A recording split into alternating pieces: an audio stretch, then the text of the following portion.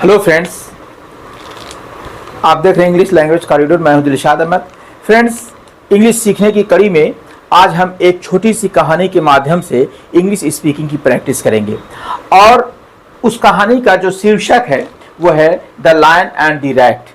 देखिए, आपको ये दिखाई दे रहा है ऊपर, the lion and the rat.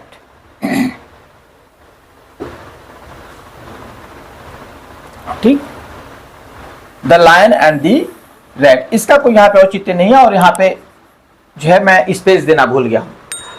इसको मैंने बहुत शॉर्ट में लिखा है। देखिए, बार बार मैं बताता हूँ कि इंग्लिश स्पीकिंग के लिए, क्योंकि हम इसके नेटिव नहीं है, तो हमको 3 इंग्लिश के स्ट्रक्चर को सीखना होगा कि किस तरीके से इंग्लिश का स्ट्रक्चर बनता है और कहाँ पे किस शब्द का प्रयोग किया जाता है। तो उसमें सबसे पहला स्ट्रक्चर जो आता है कि हमें 3 चीज़ों के बारे में जानकारी होनी चाहिए। ये नंबर 1 है सब्जेक्ट, दूसरा है वर्ब और तीसरा है ऑब्जेक्ट। अगर हम इन चीज़ों को जान लेते हैं, अगर हम इन चीज़ों के बारे में सही से पहचान लेते हैं, तो हमें क्या होगा कि इंग्लिश बहुत हमारे लिए आसान हो जाएगी।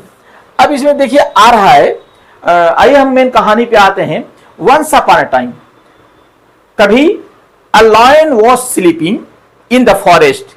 एक जो है शेर जंगल में सो रहा था।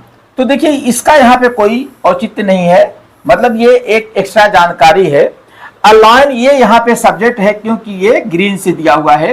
वॉज स्लीपिंग ये वर्ब है, इन द फॉरेस्ट ये ऑब्जेक्ट है।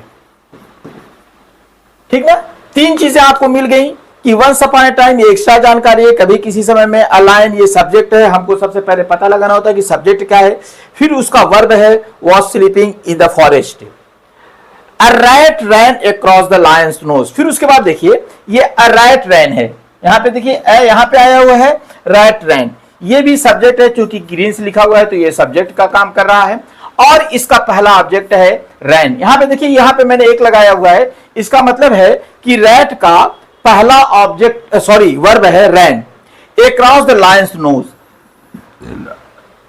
लायन की नाक पर इधर उधर वो क्या करने लगा, टहलने लगा, अर्थात आने जाने लगा।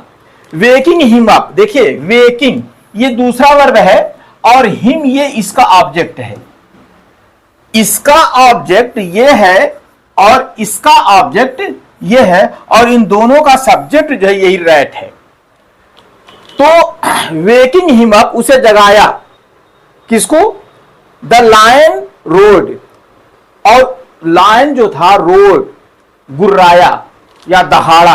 ये भी देखिए द लायन ये सब्जेक्ट है और इसका पहला वर्ब है रोड, ये इसका पहला वर्ब है। एंड कॉट, और लायन ने ही उसको पकड़ लिया, उसी लायन का ये दूसरा वर्ब है। तो ऐसे इसको हटा देते हैं।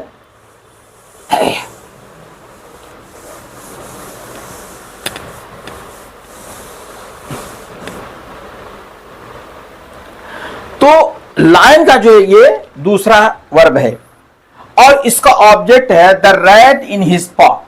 और क्या किया कि उसने पकड़ लिया, किसको, चूहे को उसने पकड़ लिया। कहां पकड़ लिया, अपने पंजे में उसको दबा लिया। The rat begged the lion to let him गो।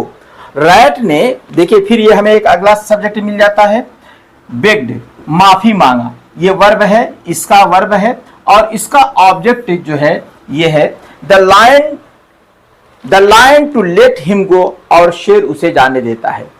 इस सब्जेक्ट का ऑब्जेक्ट का ये होता है और फिर उसके बाद क्या होता है कि उसे जाने देता है।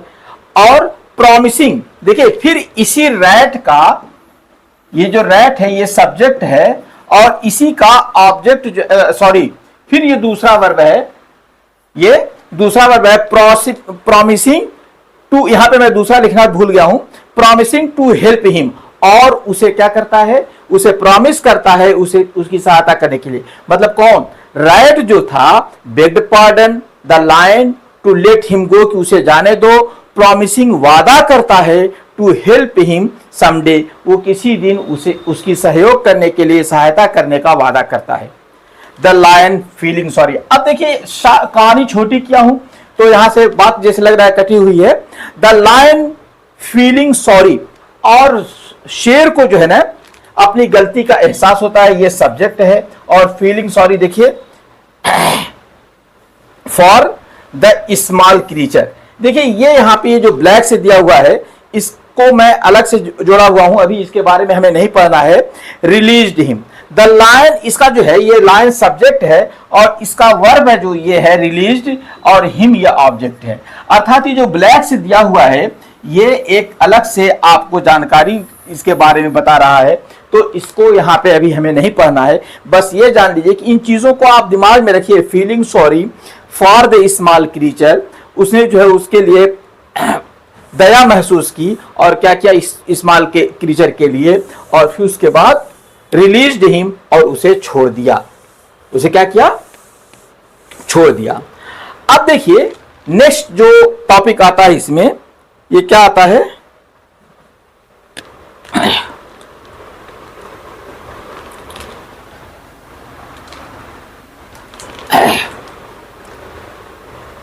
फिर आ जाइए इस पे, अ फ्यू डेज लेटर, कुछ दिनों के बाद। वो क्या होता है? कुछ दिनों के बाद, वो कुछ दिनों के बाद। फिर देखिए ये जो अ फ्यू डेज लेटर है ये कुछ एक्स्ट्रा जानकारी है। हंटर्स, क्या होता है? हंटर्स मीन्स शिकारी। क्या हो जाता है? शिकारी। केम, शिकारी वहां आ जाते हैं। टू द फॉरेस्ट, जंगल में कुछ शिकारी आ जाते हैं। एंड देखिए ये हंटर केम, हंटर आए, और एंड ट्रैप्ड, और फंसा लिया। इसी हंटर के दो ऑब्जेक्ट हैं, सॉरी वर्ब हैं। एक वर्ब नंबर 2 ये है और वर्ब नंबर 1 ये है। तो हंटर आते हैं फॉरेस्ट में और उसे फंसा लेते हैं। किसमें?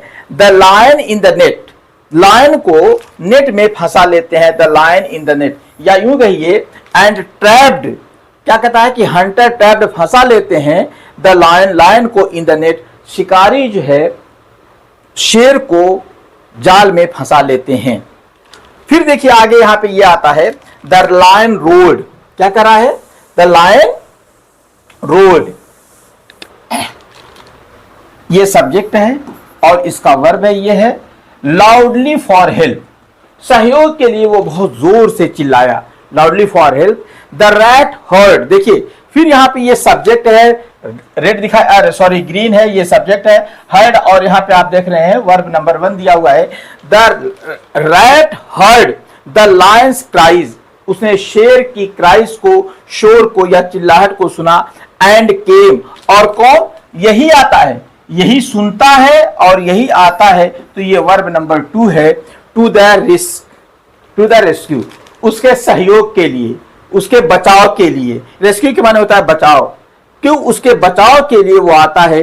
यूजिंग हिज शार्प टीथ, देखिए फिर यहाँ पे ये एक एक्स्ट्रा बात कही गई है। Using his sharp teeth the rat chewed, देखिए यहाँ चिव्ड के माने होता है चबाना, जैसे आप चिविंगम चबाते हैं, या इसको कह लीजिए कट। ये भी वर्ब नंबर 1 है और ये क्या कहता है? Throw the net and freed, और क्या करता है? Throw the net and freed the lion, क्या कहता है? चिव्ड, चबाता है और उसे स्वतंत्र कर देता है। किसे? द लायन को। ये ऑब्जेक्ट है।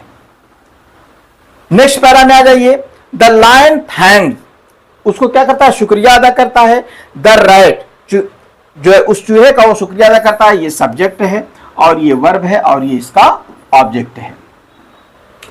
For his help and realize, फिर देखिए इसको मैंने कोई कलर नहीं दिया है क्योंकि अभी हम इसकी बात नहीं करेंगे।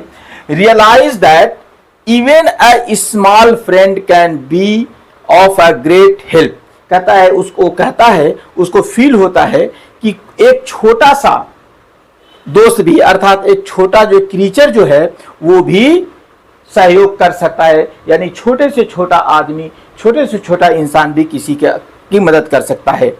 फ्रॉम देन ऑन, तब से अब तक।